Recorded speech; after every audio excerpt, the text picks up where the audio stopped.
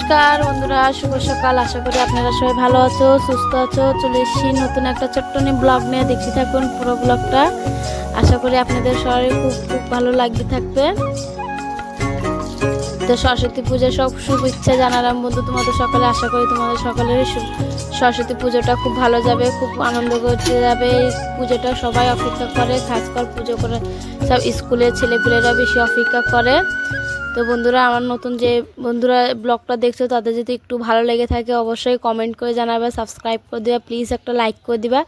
আর আমার পুরাতন বন্ধুদের অনেক ধন্যবাদ। তোমরা এইভাবে আমার পাশে থাকবে। তোমাদের পাশে থাকাতে আমি মেলাটায় গিয়ে গেছি। তোমাদের সাপোর্টে খুব ভালো লাগে। সুন্দর কমেন্ট করার জন্য অনেক ধন্যবাদ। এইভাবেই কমেন্ট করে থাকবা তোমরা সকলেই। তো বন্ধুরা, সকালবেলা ঘুমোতে উঠে নিয়ে বাসি কাজটা সেরে নিয়ে তো হাত মুখ ধুয়ে ক্রিমটা লাগিয়ে দিচ্ছি। নালে শীতকালের দিন তো জানোই বন্ধুরা, গাল হাত পাগুলো একেবারে র্যাশ হয়ে যায়, সেজন্য ভালো লাগে না। তো হাত মুখ ধুয়ে টুয়ে সোজা রান্নাঘরে চলে এসেছিলাম চা বানাতে। তো চাটা হয়ে গেল, তো আমি এখন চাগুলো বেরিয়ে দিচ্ছি সবাইকে, তারপরে অন্য কাজগুলো করব।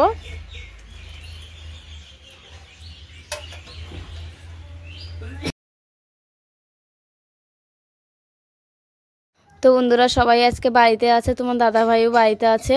তো সেই জন্যই বললাম যে তোমার দাদা ভাই বললো যে একটু খালি লুচিটা ভাজো। তো সেই জন্য আমি দইটা নিয়ে এসে রেখে দিয়েছিলাম। আমার শ্বশুরমশাইকে বলেছিলাম সকালে আসতেকালে একটু দইটা নিয়ে আসতে। তো টক দই দিয়ে আটাটা ছেনে নিলে পুরি ভাজা খুব ভালো হয়, খেতে খুব স্বাদ লাগে। তোমরা এইভাবে ট্রাই করে দেখবা, অবশ্যই কমেন্টে জানাবা। তো আমি এগুলো সব কিছু উপকরণ দিয়ে তো লাস্টে ছেনে নিয়ে 1 ঘন্টার মতন ঢেকে রেখে দেবো। তারপর অন্য কাজকামগুলো ওগুলো সেরে নেবো। বানিয়ে নিচ্ছি মটরশুঁটি দিয়ে। এই দেখো বন্ধুরা, এটা মটরশুঁটিটা সিদ্ধ করে নিয়েছি, দিয়ে এখানে রেখে দিয়েছি। এখন সব মশলাগুলো ভেজে নিচ্ছি।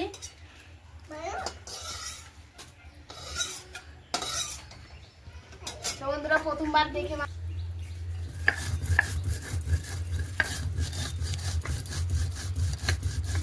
ফোন করছে কিরা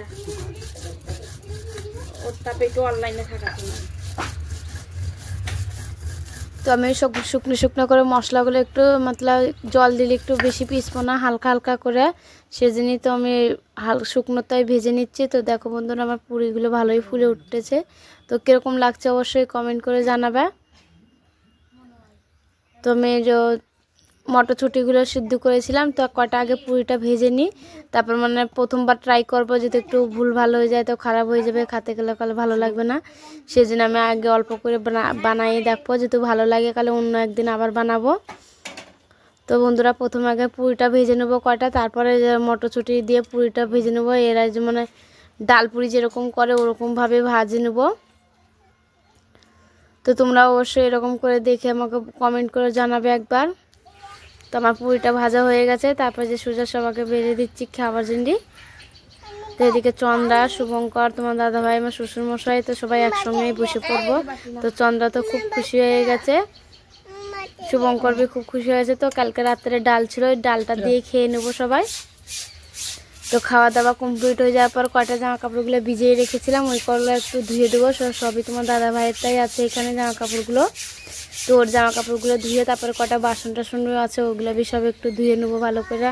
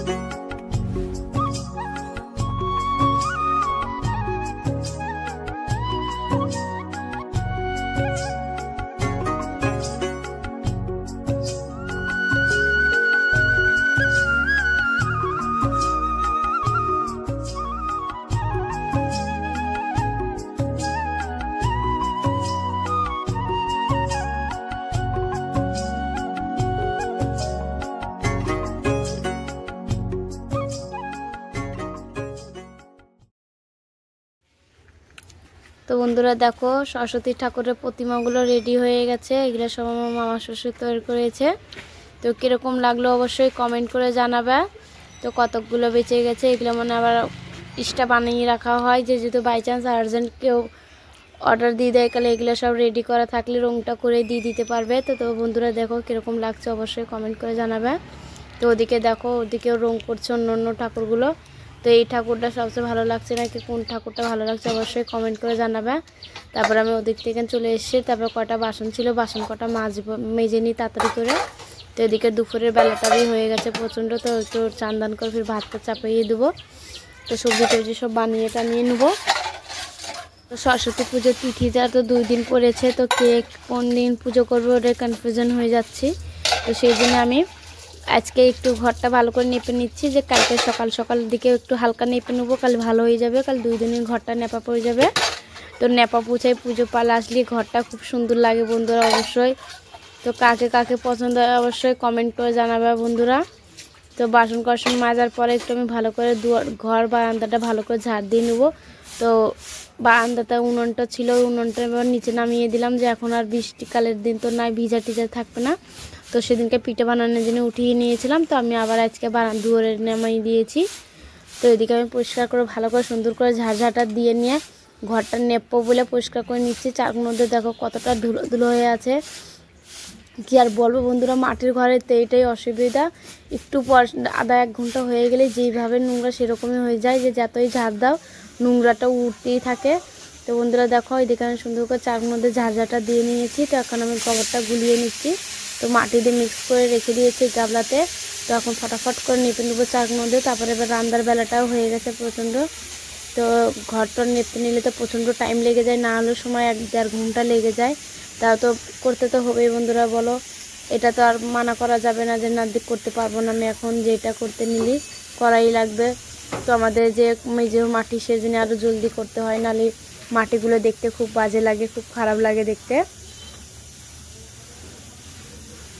তো আমি প্রথম আগে আমি বারান্দাটা নেপে নিচ্ছি, তারপরে ঘরটায় চলে যাবো ঘরটা নেপার জন্য। তো এদিকে চন্দ্র শুভঙ্কর সব খেলা করছে, তার আগে ঘরটা নেপছি না, যে ঘরে নেপা শুরু করে দিলে সব আবার সব নোংরা করে দিবে। তো এদিকে নেপা পুচা হয়ে গেছে আমার। তারপরে সুজার চলে এসেছি রান্নার ঘরে রান্নার জন্য। তো দেখো বন্ধুরা আজকে আর জলদি করার জন্য তো মুসুরির ডাল খেতে যাচ্ছে, বায়না করছে শুভঙ্কর কয়দিন ধরে। তো ওর জন্য মুসুরির ডালটা করছি, আর আমরা এদিকে আলুটা ভেজে নেবো, বেগুনটা আলুটা ভাজার পরে যে কয়টা পাঁপড় ছিল পাঁপড়টা আমি ভেজে নিয়েছি। তো চন্দ্র তো খুবই ভালোবাসে পাঁপড় ভাজা খেতে। তো বন্ধুরা এদিকে আমি আলু টালু সব ভাজা হয়ে গেছে। তারপর আমি এই যে মুসুরির ডালটা সোমবার দেবো। তো আমি পেঁয়াজ রসুন একটু টমাটার একটু ধনেপাতা এগুলো সব কিছু ভালো করে মশলাটা আংচিয়ে আমার তো ভালো করে মশলাটা বানিয়ে তারপরে যে ডালটা ছেড়ে দেবো। তো এইভাবেই আমি মুসুরির ডালটা বানাই। তো কার কার এইভাবে পছন্দ হয় অবশ্যই কমেন্টে জানাবে বন্ধুরা।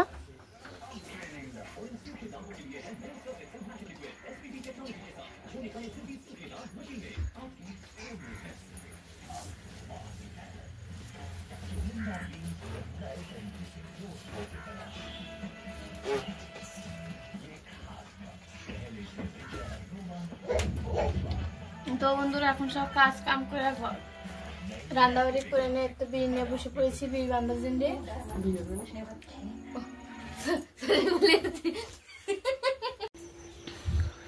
তো বন্ধুরা দেখো দুধটা জাল দিতে দই জমাবো বলে দুধটা জাল দিতে মেলাটা সময় লেগে যাবে, সেজন্য আমি উনুনের আখাটা ভালো করে ধরিয়ে নিয়েছি। তো গ্যাসটা আমার শেষ হনেওয়ালা, শেষের দিকেই চলছে। তো আজকের ব্লগটা এই পর্যন্তই। ভালো লাগলে অবশ্যই কমেন্ট করে জানাবে, সাবস্ক্রাইব করে দেবে, প্লিজ একটা লাইক করে দিবে।